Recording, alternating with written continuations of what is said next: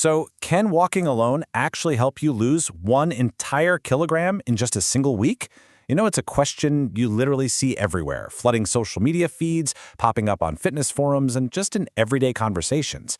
We all know walking is absolutely fantastic for us, but when it comes to dropping exactly 1 kilo in 7 days using nothing but your own 2 feet, well, what does that actually take?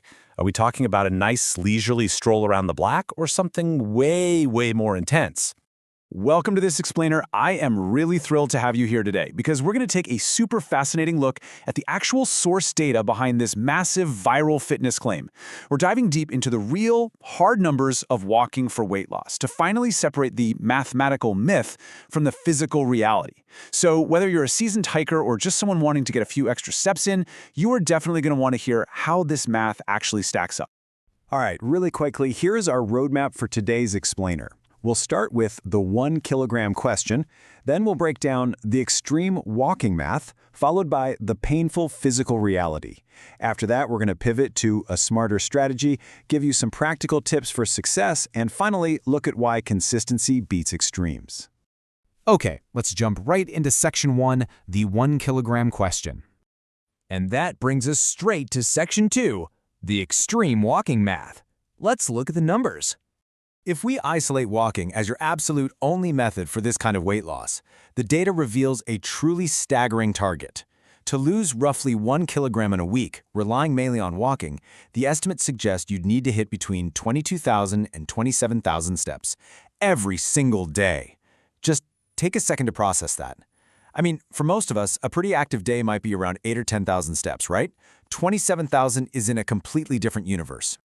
And watch what happens when we zoom out to the whole week. You are looking at roughly 154,000 to 189,000 steps in just 7 days. That is no longer just a healthy daily habit. That is a grueling mountain to climb. That kind of step count means you are spending hours upon hours doing continuous walking every single day. Which leads us to Section 3, the painful physical reality. Because look, while the math might theoretically add up on a calculator, our bodies aren't machines. If you try to just suddenly double or triple your normal activity to hit that 189,000 weekly step count, the source data highlights exactly what you can expect to happen. We're talking profound exhaustion, intensely sore muscles, major foot pain, and potentially some serious joint discomfort.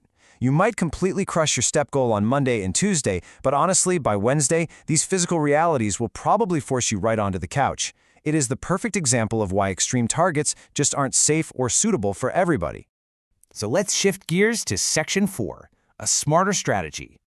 The good news is, we totally don't have to abandon the idea of walking for weight loss. We just need to reframe it a bit. Check this out. It illustrates the solution brilliantly.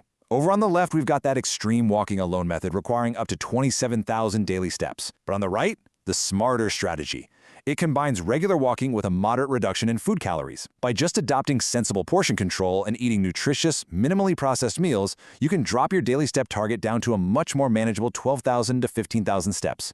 You get all the amazing benefits of the activity without totally destroying your joints. Now, a really crucial point here is that you need to treat step counts as a practical activity target, not some magical exact calorie formula. The exact calories you burn per 1,000 steps, it's not fixed. It depends entirely on you. Your body weight changes the resistance, your walking speed, the terrain you're on, your baseline fitness level, and even things like how you slept or fluctuating water weight all change how efficiently your body burns energy. It's highly, highly individualized. All right, moving on to Section 5, practical tips for success. So how do we actually put a safe step goal into practice? Well, the source material gives us some incredibly actionable steps to build a routine that will genuinely last past week 1. Step 1, walk briskly. You want a pace that gets your breathing up, but you should still be able to speak in short sentences, Step 2, build it gradually. Please don't suddenly double your activity overnight. Just increase your average daily steps a little bit at a time and totally take 1 or 2 lighter walking days each week if you're feeling sore. And Step 3, hydrate and recover.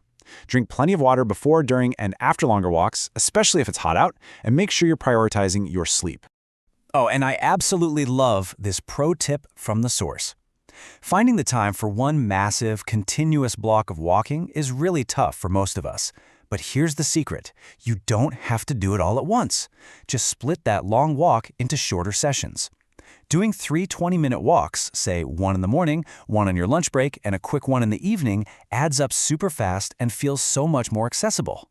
Which brings us to our final section, Section 6, Consistency Beats Extremes. When we look past the flashy social media trends and turn to actual health authorities, the message couldn't be clearer.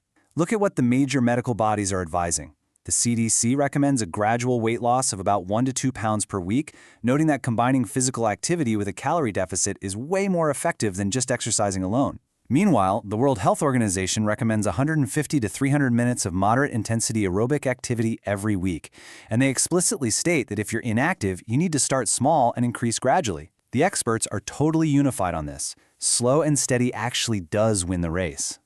Now, before we wrap things up, it's really important that I share this medical disclaimer from the source.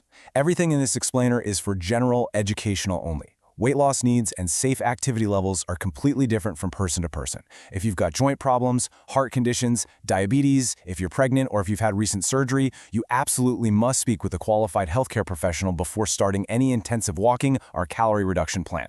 Always listen to your body, wear supportive shoes, and stop immediately if you ever feel sharp pain, dizziness, or chest pain.